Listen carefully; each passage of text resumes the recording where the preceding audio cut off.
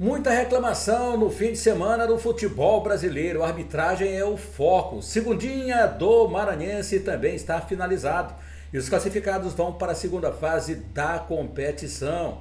Vamos destacar também as notícias do Maranhão Atlético Clube. Reclamação e CBF já afasta árbitros, mas tem muito mais ainda. Rogério Ceni, Felipe Luiz, Fernando Diniz, Jair Ventura vão explicar um pouquinho aqui as suas equipes, vitórias e derrotas, de virada, inclusive revirada, que foi o Vasco da Gama e Vitória em São Januário. Com esses assuntos estamos começando mais um conteúdo aqui no nosso canal.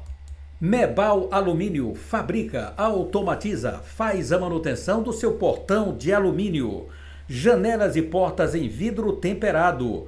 Atende toda a região da Baixada e Lençóis Maranhenses. Mebal Alumínio, entrada do Quatraque próximo ao sinal. Ligue 988020326, 3238-5050. Faça o seu orçamento. Mebal Alumínio.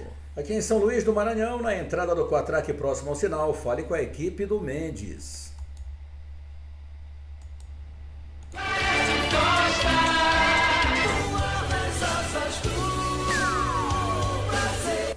Olá, torcida, prazer e que prazer estar contigo. Estamos chegando aqui com mais um conteúdo no canal LCN. Se você ainda não se inscreveu, inscreva-se, acione o sininho para as notificações, seu joinha muito importante aqui para o fortalecimento, nos ajude aqui no canal Laércio Costa Narrador.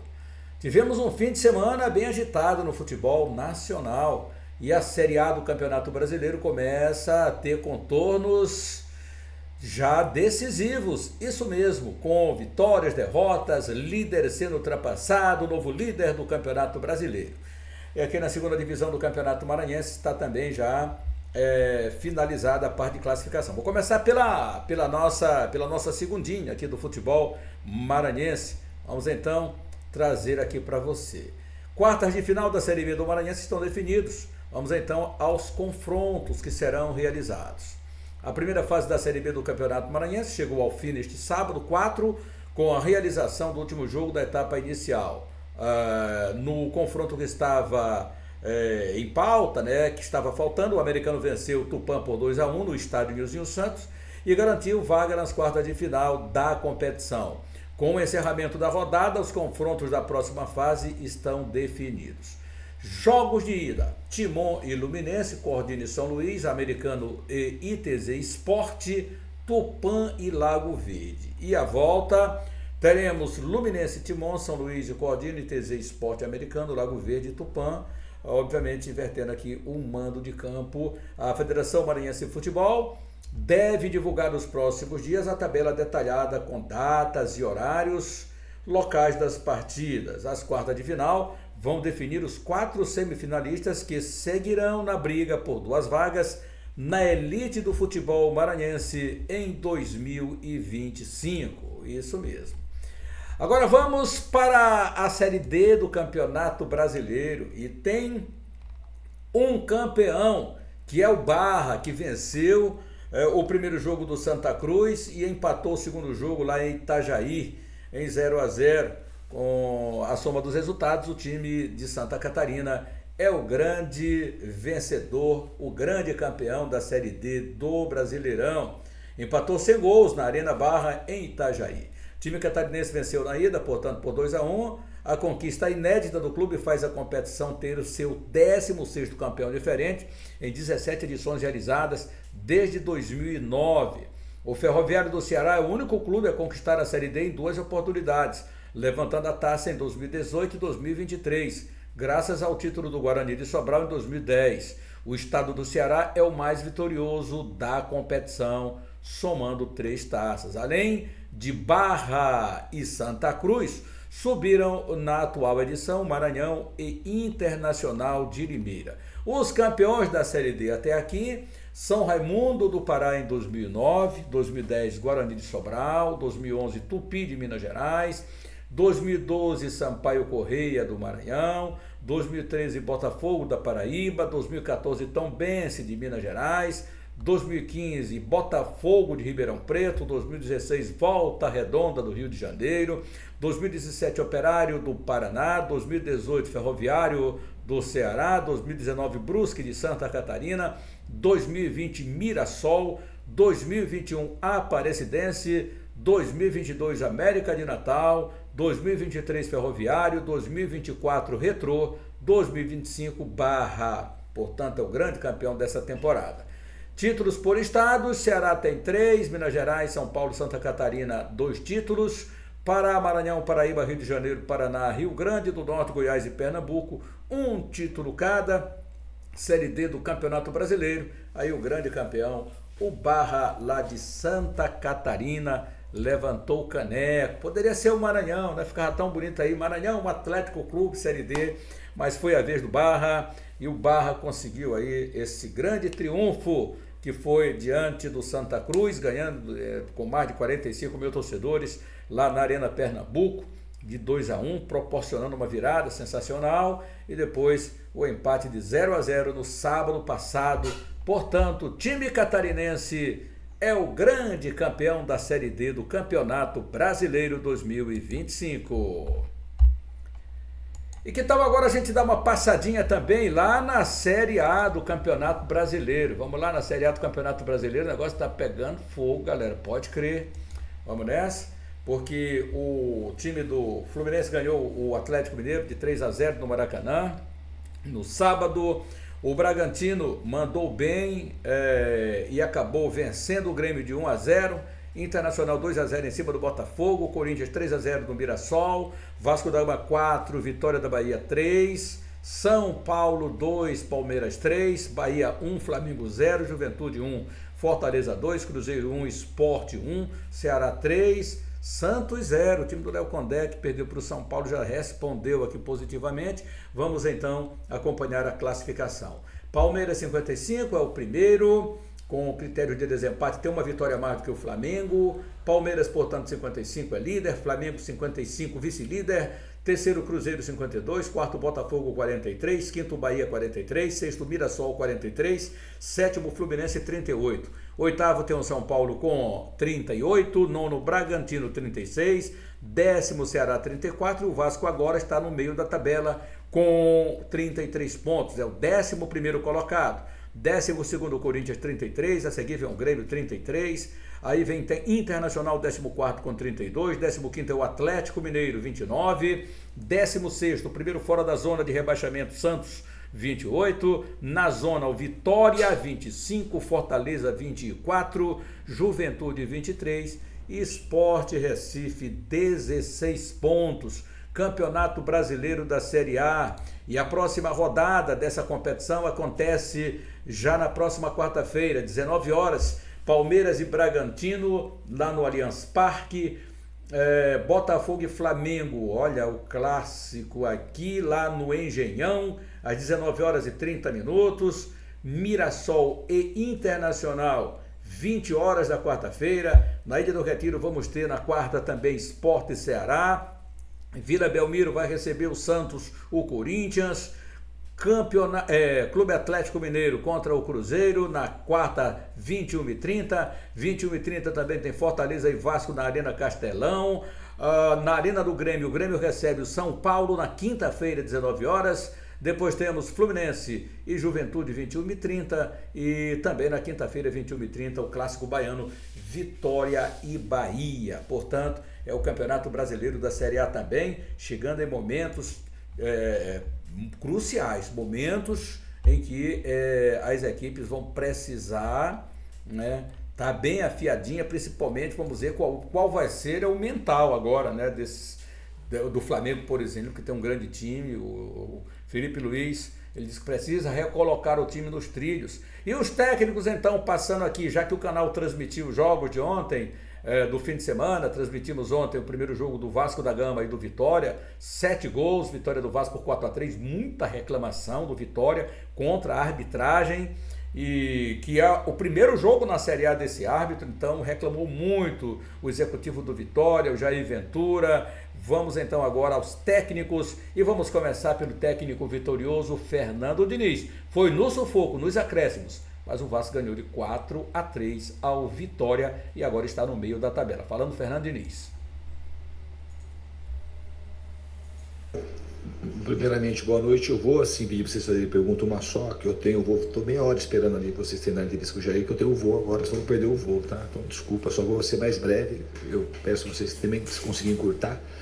Em relação ao jogo, eu acho que a gente atacou muito bem, somente no segundo tempo, e defendeu mal de novo, principalmente no primeiro tempo. Eu acho que a gente fez o gol cedo, no nosso primeiro ataque, depois o time recuou de uma maneira inapropriada, não tinha que recuar, ficou na dúvida, a ideia era pressionar o Vitória o jogo todo, e a gente foi recuando, ficou descaracterizado e a gente sofreu mais do que devia por conta disso. O primeiro gol surge uma bola que está no nosso pé, a gente faz uma bola longa, depois a gente desarranja completamente a marcação, toma o gol, e o segundo, uma bola parada também numa região quase que inocente, não foi uma bola parada das regiões mais perigosas, a gente acabou tomando o segundo gol.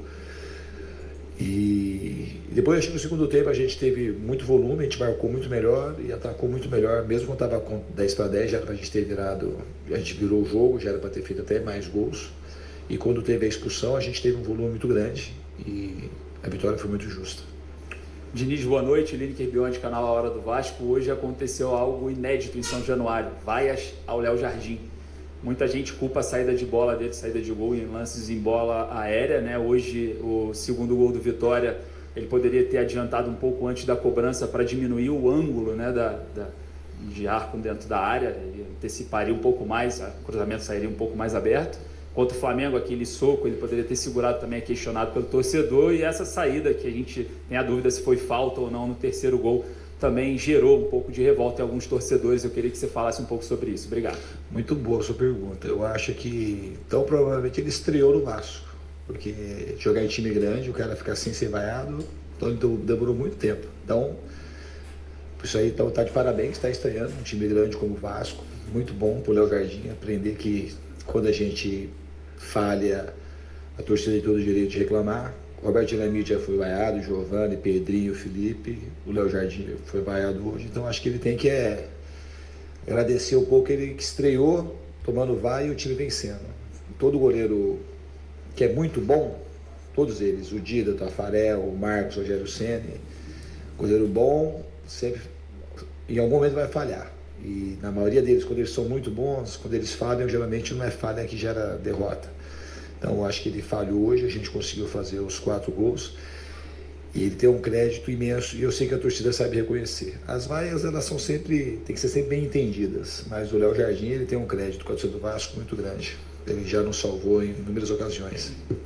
Diniz, boa noite, parabéns pela vitória. Amadeu do canal Na Torcida Vascaína. Você curto, queria que você falasse sobre o GB, Cria, esse jogador que estava para ser transferido para a Turquia. Os médicos turcos vetaram, né, a negociação com o time turco, ele volta ao Vasco, não precisa fazer a cirurgia e faz o gol da vitória.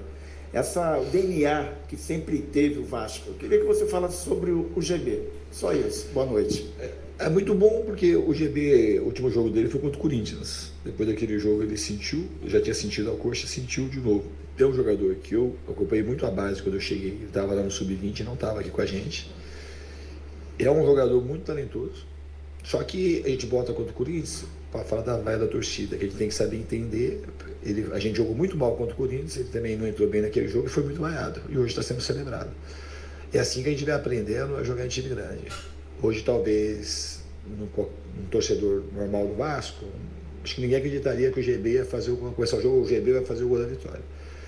Ele fez o gol da vitória porque ele tem um poder de cabeceio muito grande e o GB é muito bom jogador. Ele não é pouco bom, não. Ele é muito bom. Ele é um jogador que tem porte, ele é um jogador muito técnico, ele é muito preciso no cabeceio, ele sabe chutar com as duas pernas. Então, assim, é um jogador que eu aposto bastante aqui no Vasco no médio e longo prazo. Eu fiquei muito feliz por isso, por ele ter feito esse gol aí. Boa noite, Diniz. Sérgio Quinte, canal Atenção Vascaínos. Parabéns pela vitória. O clima está melhor porque o Vasco fez um gol no último lance praticamente. Se o Vasco tivesse empatado o jogo, provavelmente o clima seria, né, muito mais frustrante. Quando o Vasco enfrentou outros adversários aqui mesmo em São Januário, Bahia, Cruzeiro, jogos muito complicados, muito mais complicados teoricamente, o Vasco apresentou mais intensidade, mais disposição, mais atenção desde o início ao longo dos 90 minutos. E alguns momentos como hoje, quando o Vasco é de fato o franco favorito para vencer a partida, o Vasco não conseguiu ter o mesmo, não só o desempenho, mas a mesma nível de concentração, talvez intensidade, como eu falei. Por quê? Esses jogos mais difíceis, não que tenha jogo fácil no Brasileiro, mas esses jogos mais difíceis o Vasco consegue estar mais ligado no jogo como um todo, e os jogos que teoricamente o Vasco teria mais facilidade, entre muitas aspas, o Vasco acaba tendo essas dificuldades. Obrigado. Acho que a pergunta é muito bem feita, ela corresponde aos fatos. Não é do time o jogo ser mais fácil, os times estão mais mal colocados na tabela de classificação, e hoje aconteceu de ter esse declínio que foi visível. O primeiro tempo a gente teve muito ruim mesmo, muito ruim. Até na questão do ataque, a gente não foi bem nem no ataque, nem na defesa, nada, nem na pressão em bloco alto, nem marcando em bloco baixo, e nem bola parada, a gente não foi bem em nada, a gente só fez o gol no primeiro tempo. Então tem tudo a ver a tua pergunta, mas não sei se tem a ver com Vitória, embora hoje a gente venha de jogos, tem um monte de coisa que você pode falar do campo, hoje estava pior, o campo estava muito seco, aqui quando seca, o jogo 4 horas da tarde, o campo pra gente a bola fica um pouco mais viva, mas também a gente não pode também colocar no campo, porque se fosse o campo, o segundo tempo não teria melhorado, né? Então o que eu acho é que a gente não pode entrar, independente de quem seja o adversário, e esse jogo ele era o jogo mais importante para nós do que o Cruzeiro, o Bahia, na situação que a gente está na tabela hoje. Era um confronto direto pelo rebaixamento, que hoje, a realidade do Vasco, hoje deu uma melhorada, a gente está no meio da tabela, mas ainda ela está mais assim, da parte de baixo que a parte de cima. Se a gente perde o jogo hoje, o Vitória fica 3 pontos da gente. E alguns adversários têm um jogo a menos que a gente. Então era um jogo que a gente não tinha o mínimo direito de entrar como a gente entrou. Então assim, a crítica é bem feita, e a gente tem que ser criticado pelo primeiro tempo. E é bem verdade, se a gente empata o jogo, ia ter um monte de crítica. Embora no segundo tempo também a gente pode reverter tudo que aconteceu no primeiro tempo. Acho que foi intenso, errou em algumas coisas, principalmente na parte da marcação, de ceder alguns contra-ataques, mas o time foi muito ofensivo, foi muito criativo, foi muito ousado, foi muito corajoso e mereceu a vitória. No segundo tempo eu gostei muito. As falhas do segundo tempo elas são mais admissíveis. A do primeiro tempo não, acho que a gente falhou muito mais do que a gente devia.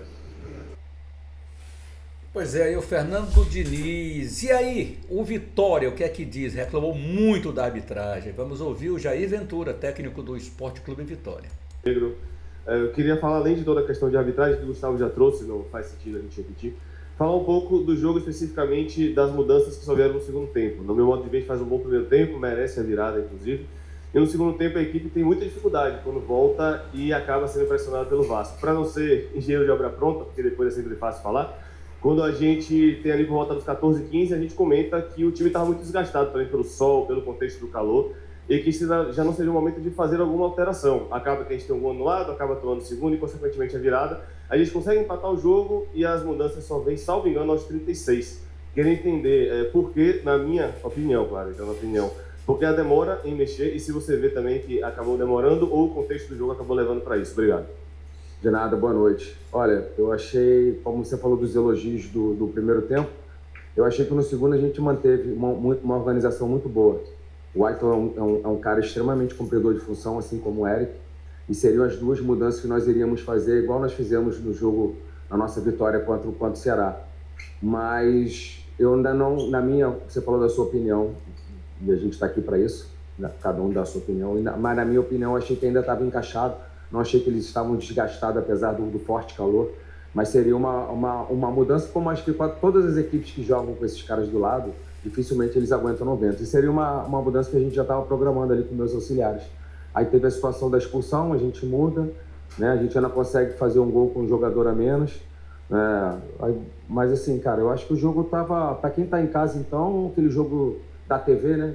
Nossa, que eu falo a emissora, mas do jogo da TV foi um jogo bom, né? Mas não tem como a gente não falar da situação do Fernando, né, cara? Infelizmente, na minha opinião, cara, todo mundo vai ter seu primeiro jogo. Eu tive meu primeiro jogo na Série A, mas ele acabou sendo determinante no jogo, porque ele tira um cara nosso, de uma maneira que não foi.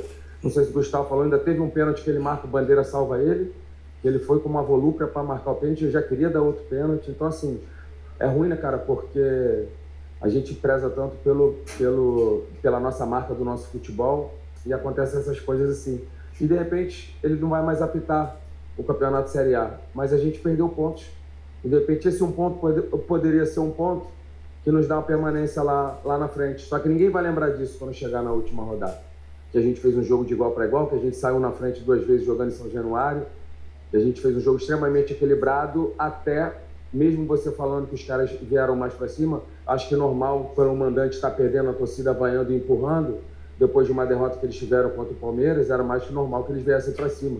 Como a gente foi para cima do Grêmio quando a gente estava perdendo, acho que isso é normal do futebol. Só que a gente estava um jogo extremamente equilibrado. Só que com a expulsão acabou o desequilíbrio. E eu falo mais. Eu cheguei aqui, eu tenho 10 dias de clube. Tenta lembrar para mim um jogo que o Vitória estava precisando do resultado e que teve 8 minutos ou mais a nosso favor. Tenta lembrar. Pode pesquisar e depois me manda se eu estiver errado. Eu não pesquisei, tá? Eu só quero que pesquisem e me mostrem um jogo que a gente teve 8 minutos. No primeiro tempo teve parada técnica. Ele deu 5 minutos. No outro, o VAR foi rápido. Ele foi ali, já viu, já voltou. Ele deu 8 minutos. Então, assim, infelizmente, ele teve uma noite infeliz, uma tarde para a noite, e que acabou prejudicando a nós, o Vitória, né? Então, mais ninguém, e a gente fala que, cara, eu acho que dificilmente nos programas que avaliam a arbitragem vão falar que a situação do Halter foi agressão, ou foi alguma coisa. Ele sabe que ele não podia dar o vermelho, que o VAR poderia chamar. Ele deu o amarelo. E o Robert Renan estava amarelado, matou um contra-ataque, ele não deu o amarelo, porque ele sabia que ele já tinha um amarelo e ia estragar o jogo. Só que ele preferiu estragar o jogo pro nosso lado. Essa é a grande verdade. E tudo que eu falar aqui vai ser desculpa, mas as imagens estão aí. A semana toda vai todo mundo falar que a gente tinha razão, só que os pontos não vão voltar. Não vão voltar. Essa é a grande verdade. Tivemos erros. Tivemos acertos. Vamos corrigir. Mas foi determinante. Você jogar com um a menos na casa do adversário, a igualdade acaba, né? As chances de você mudar o Mateuzinho, que é um jogador que é aquela mexida que você quer para mudar o jogo, a gente tive que botar um time mais para defender porque eu estava com um jogador a menos. Então essa é a grande verdade. Então você acaba não conseguindo fazer as mudanças que você pretende, ou de acordo com uma situação que, na minha humilde opinião, como você falou também, tendo minha opinião, não era para expulsão. Complicado, né? A arbitragem realmente está complicada. Aí o Jair Ventura não gostou da arbitragem, reclamação ao quadrado. Vamos ouvir o Felipe Luiz após a derrota do Flamengo para o Bahia, 1-0. Você falasse a respeito do resultado, também a questão da arbitragem, se você acha que interferiu no resultado também. Bom, primeiro, obviamente que jogar 75 minutos com a menos, é claro que prejudica a nossa equipe, né? Você prepara um plano de jogo para jogar com 11 e somos um time que não costumamos ter jogadores expulsos, né? Uma coisa que aconteceu hoje e que tentamos solucionar da melhor maneira possível, tentamos controlar o jogo e que sabíamos que íamos ter chances. Infelizmente não fizemos, eles acharam o gol e a partir daí tentamos de todas as formas até o final do jogo, mas vitória do Bahia e temos que levantar a cabeça o antes possível e vida que segue. Quem é o próximo? Jéssica? Bora, vai. Posso fazer, Felipe? Por favor, Lázaro Dalfogo, da Flamengo TV. Felipe, agora já projetando uma segunda fase de outubro decisivo, queria que você enaltecesse a importância desse período da data FIFA. Bom, claro, precisamos desses 2-3 dias agora que vamos ter para limpar a cabeça do que aconteceu hoje. E muito importante assim, ter esse descanso para a gente poder trabalhar vários conceitos, corrigir várias coisas que temos que fazer na nossa equipe para poder afrontar essa reta final que é muito, muito dura e muito importante para a gente. Ainda o final da temporada vem pela frente e o melhor está por vir. Boa noite. Queria que você falasse um pouco sobre o momento do Flamengo, olhando para os últimos jogos do Campeonato Brasileiro, que perdeu 9 pontos, sendo que 3 empates em casa e ainda teve também essa derrota hoje.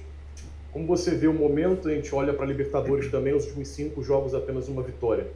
Futebol aplicado pelo Flamengo para você está sendo aquele melhor que você tem buscado e agora o Palmeiras também na liderança?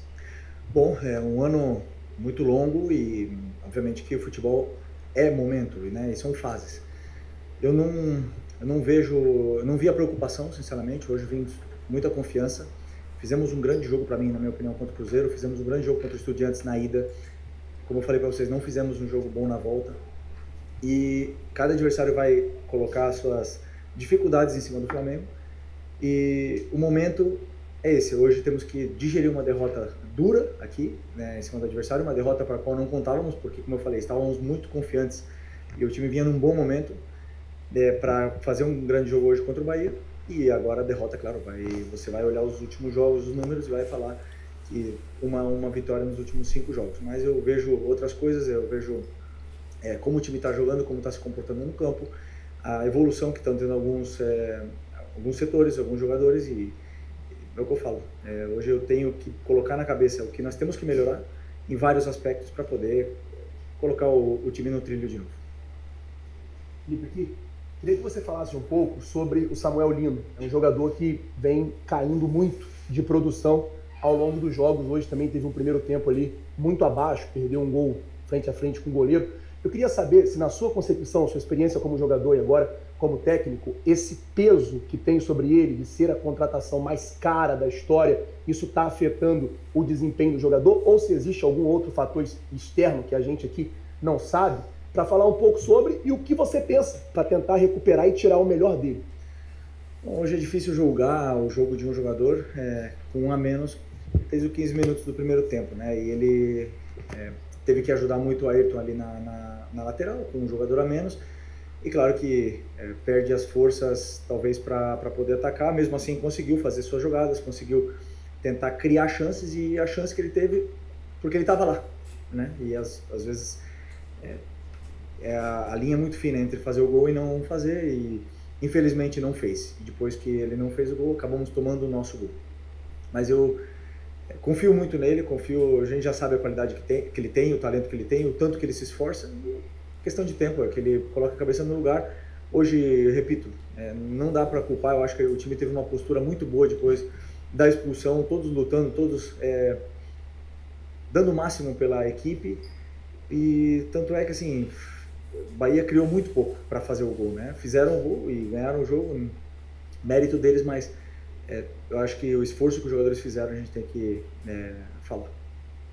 Felipe, Raíza Simplício da Gol Brasil e da revista Placar, qual foi a tua ideia ali no momento que você decidiu colocar o Wallace Ian? Porque o Wallace é um menino que acabou tendo poucos minutos, né, depois do que aconteceu lá do pênalti perdido contra o Atlético Mineiro. Em alguns momentos ele ganhou aquela fama de ser um pouco esquentadinho, de provocador e etc. Ele acabou entrando no jogo, tomou amarelo, depois foi expulso também. Eu queria saber qual foi a ideia, se você já conversou com ele no vestiário, se os jogadores conversaram. O que você pensa agora daqui para frente para ele? Bom, o Wallace vem treinando muito bem durante muito tempo. É um jogador importante para mim no plantel. Já demonstrou a qualidade que ele tem. Mas é verdade que hoje ele cometeu um erro muito grave e nos prejudicou. Mas ele é muito novo ainda. Claro que eu não conversei com ele ainda, vou conversar. Nesses aspectos que eu tenho que focar em melhorar a minha equipe, que o mental não influencia em nenhum momento pro negativo, senão que eles mantenham sempre a estabilidade dentro do campo. É um jogador que tem um potencial muito grande, e eu pensei na entrada dele em velocidade, atacar espaço e principalmente tentar romper essa linha do Bahia, que estava fechada, com um jogador a mais. Eles estavam se fechando bastante, e eu acreditava que ele poderia abrir espaço para os outros jogadores também chegar de trás. Mas infelizmente aconteceu essa expulsão dele, aí sim complicou tudo. Mesmo assim o time continuou dando a vida e dando o máximo até o final. Até mesmo criamos uma chance ali de bola parada para empatar o jogo no final do jogo, mas infelizmente não conseguimos. Felipe, Mauro Santana do canal Mauro Santana. Com a derrota combinada, a vitória de virada do Palmeiras no clássico com o São Paulo no Morumbi, o Flamengo não depende apenas de si. O Palmeiras tem um jogo a menos e tem uma vitória a mais, que é o primeiro critério de desempate. Nesse sentido, até que ponto isso pressiona o Flamengo para esse mês que você falou, que é mais um mês decisivo, em que, além de tentar recuperar a liderança do Campeonato Brasileiro, o Flamengo ainda tem a preocupação com o Racing pela semifinal da Libertadores?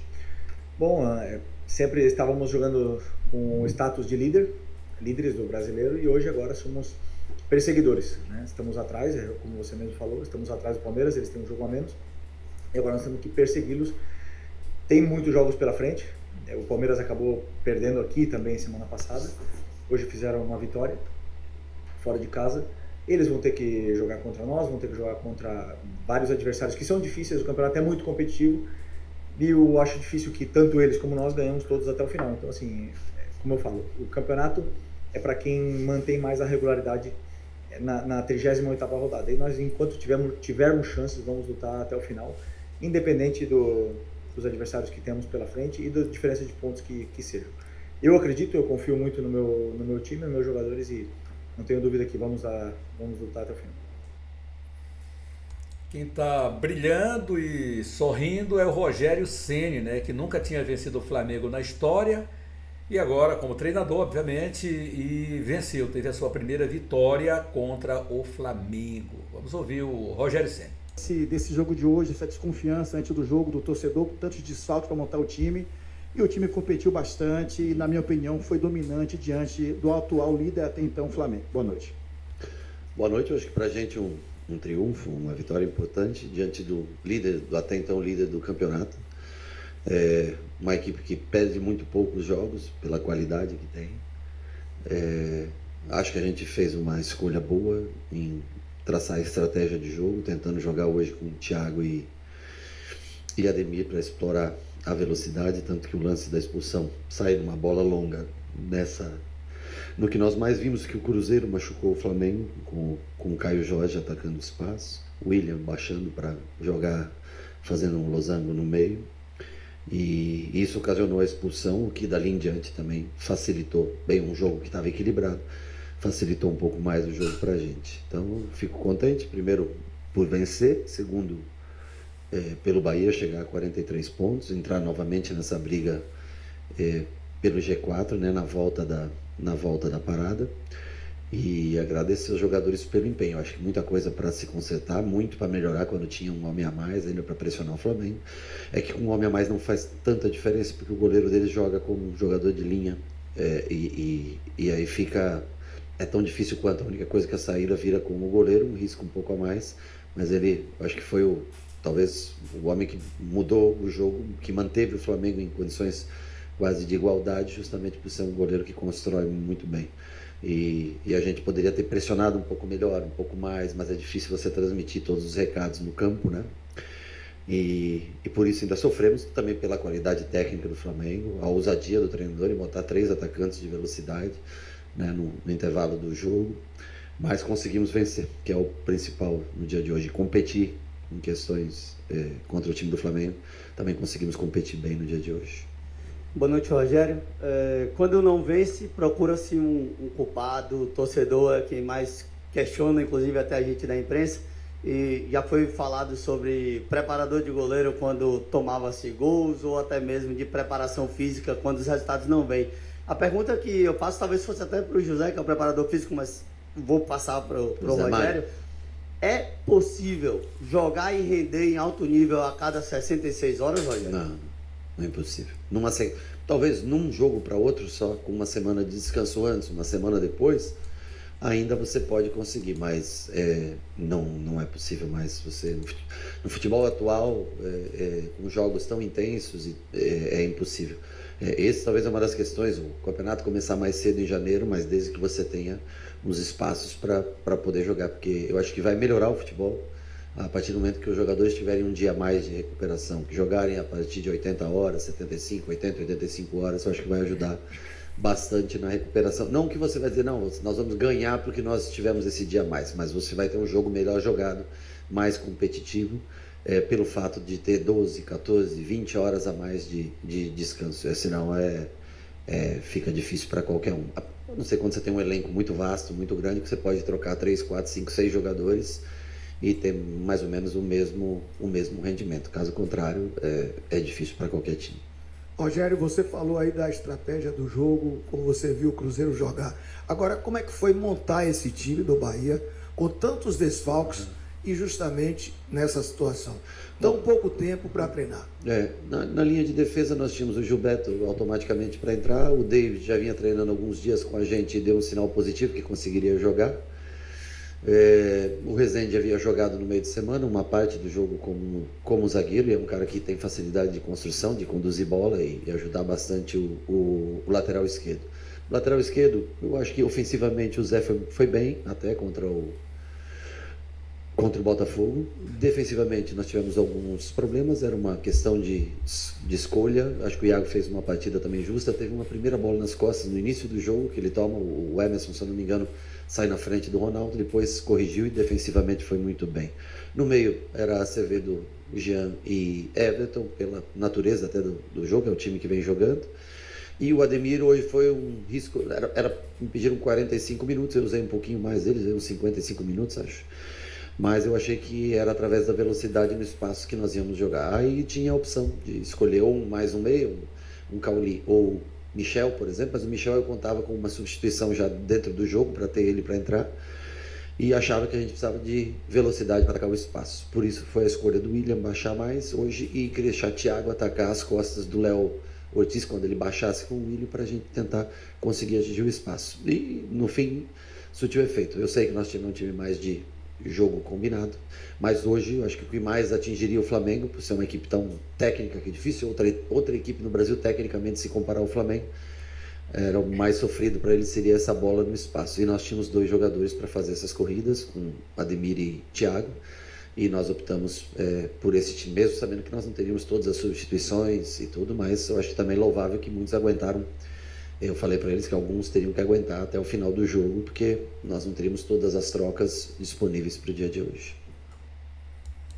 Aí o Mengão vai se complicando, né? Porque agora, segundo colocado, com uma vitória a menos do que o Palmeiras, e o Palmeiras com um jogo a menos também do que o Flamengo. Mas enfim, tem muita estrada ainda para ser percorrida, para ser superada, são jogos difíceis, como disse o Felipe Luiz aí. E esse é o Campeonato Brasileiro da Série A. Muitas reclamações de arbitragem, e a CBF emitiu uma nota, que já é a nota oficial da Comissão de Arbitragem de Futebol. A CBF informa que os árbitros centrais e de vídeo VAR das partidas Red Bull, Bragantino e Grêmio, São Paulo e Palmeiras, válidas pela 27ª rodada da Série A do Campeonato Brasileiro 2025, serão condicionados a treinamento, aprimoramento e avaliação interna para posterior retorno às atividades. Agora imagina só você que pode também pintar aí Vasco da Gama e Vitória, reclamação muito contundente aí do Vitória em relação à arbitragem, pênalti, número de minutos no final do jogo, foram 8 minutos, o Vasco empatou nos acréscimos. Muita reclamação aí para a Comissão Nacional de Arbitragem resolver. Aqui no estado do Maranhão, já falamos da segundinha, agora para dar uma pincelada no Maranhão Atlético Clube, dizer que o time já anunciou alguns jogadores com renovação de contratos, né? E a gente já sabe disso, porque a gente também trouxe isso aqui para você. Mas o Maranhão continua no mercado, continua trabalhando, continua tentando. E deve anunciar outros reforços ainda nesta semana. O Maranhão está bem à frente dos demais. Por quê? Não sei ainda o Imperatriz, que eu vou depois dar uma olhada bem mais apurada para a gente trazer também as informações lá do Cavalo de Aço, que é o outro representante maranhense. Na verdade, o representante maranhense, um dos na Série D, né, porque a gente já teve essa semana. Essa semana eu fui acometido aí de uma enfermidade, foi coisa rápida, graças a Deus, já estou recuperado. Mas a gente acabou deixando de trazer alguns conteúdos importantes em relação à Série D, calendário da CBF para 2026, mas já é de domínio público, amplamente divulgado, e você já sabe com certeza o que vai acontecer, né? Série D com 96 clubes, a Série C com 20 clubes, e aí vai inchar em 2027, 2028, chegando a 28 clubes. A gente esperava que fosse uma fórmula igual à fórmula da Série B, mas a CBF resolveu, pelo menos mal do que ter que inchar agora. Quer dizer, quem caiu não cai, então tem que cair, vai cair, caiu o ABC, caiu, entendeu? Então essas equipes que caíram, elas vão verdadeiramente disputar a Série D do Campeonato Brasileiro. Abriu vaga para o IAP, o Moto Clube pode ainda se apegar a um santo muito forte para que também tenha essa vaga ainda da Série D. A gente fica muito aqui na expectativa que possa Sampaio, IAP, Imperatriz e o Moto Clube, já que o Maranhão está na Série C do Campeonato Brasileiro. Mas o Moto ainda é uma dúvida impressionante, contando para ver se há alguma desistência pelas informações que temos. Há quem diga que o Moto vai entrar pelo ranking ainda de clubes e que no ranking daria o Moto com a última vaga. Quer dizer, tudo isso nós vamos aos poucos trazendo aqui para você. E o Moto, que inclusive tem agora uma arena. Moto apresentou na última sexta-feira uma arena com campos de futebol, com bar, com, enfim, loja, representação do Moto, mais aqui na capital, lá do Paraná, São José de Ribamar, né, se não me engano.